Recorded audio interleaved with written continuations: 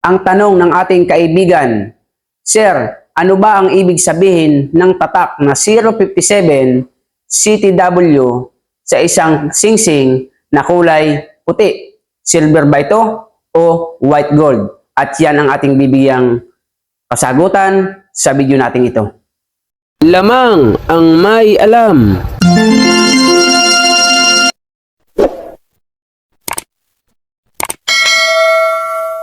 Alero ang trabaho ko, pagkilatis ng ginto'y eksperto ko.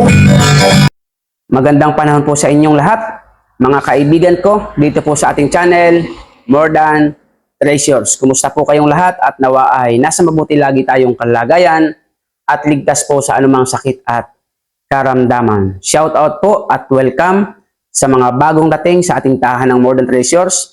At sa mga datihan, steady lang kayo dyan at pagpalain tayong lahat ng Panginoon. Salamat sa inyong pagsuporta. Sa video po natin ito ay tatalakayin po natin ang dalawang katanungan ng ating kaibigan na taga-suporta. Medyo matagal na po ang tanong niyang ito.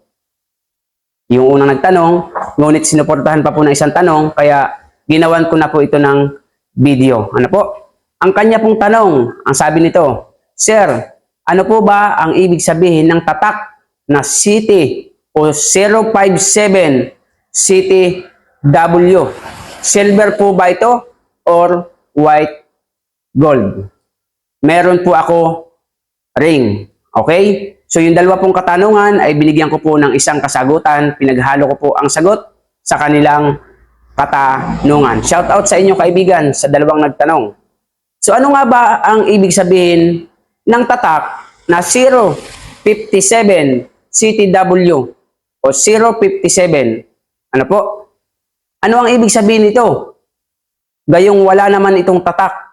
Kung ito ay ginto, wala naman po nakalagay na 18K, wala nakalagay na 14K, wala nakalagay na 21K, wala nakalagay na 22K or 24K. Ano nga ba ang ibig sabihin ng 057 CTW? Una, ito po ang kasagutan. Ang ibig sabihin po ng 057, ano po? Iyan po ay yung laki o sukat ng bato. Ibig sabihin, 057.57 ang laki ng iyong bato. Lamang Mahigit ang po ito may alam. sa kalahating karat kasi yung 100 0.100 iyan po ay isang karat. Ito po ay 0.57 ibig sabihin mahigit kalahating karat.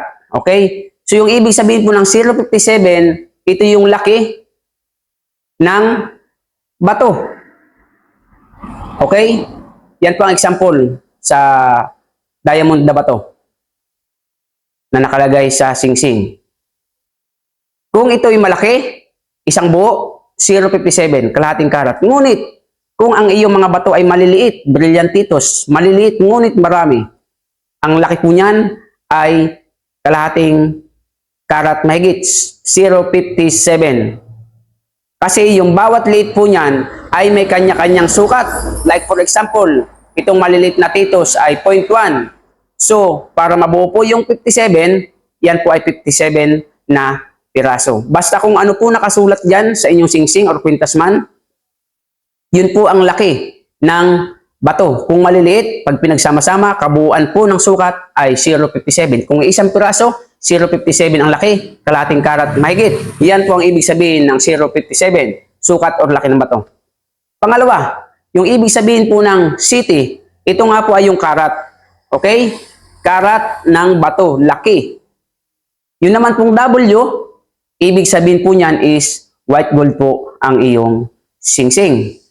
W is white gold. Okay? Karamihan po niya nakikita ko is WG. 18K WG, white gold. Okay?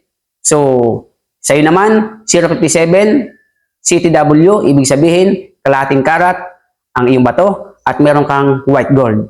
Ngunit, walang tatak kung anong karat. Okay? Kapag ang iyong singsing na may bato ay walang nakatak o anong karat, diyan niyo po yung gagamitan ng bato at asido.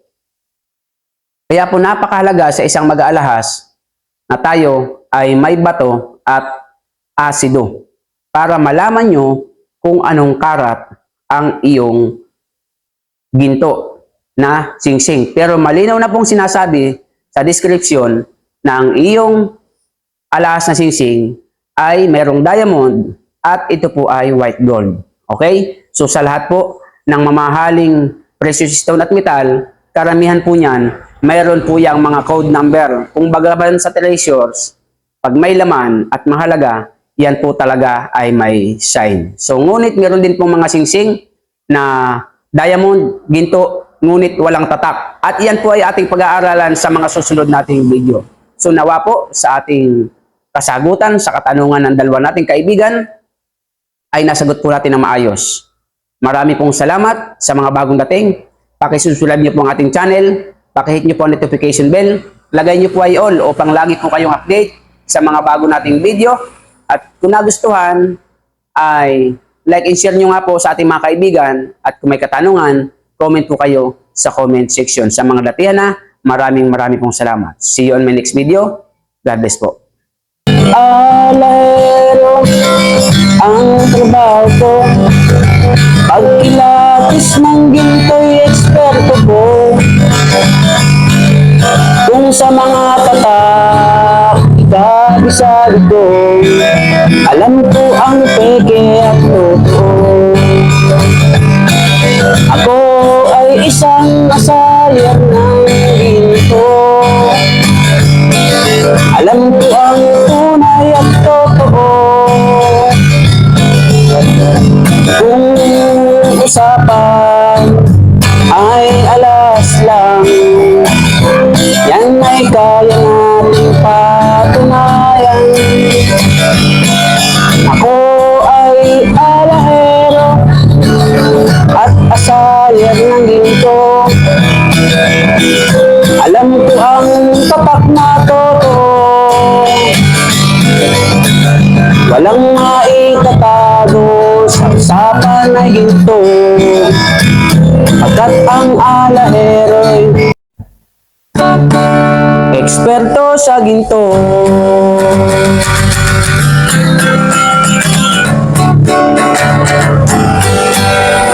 Lamang ang may alam.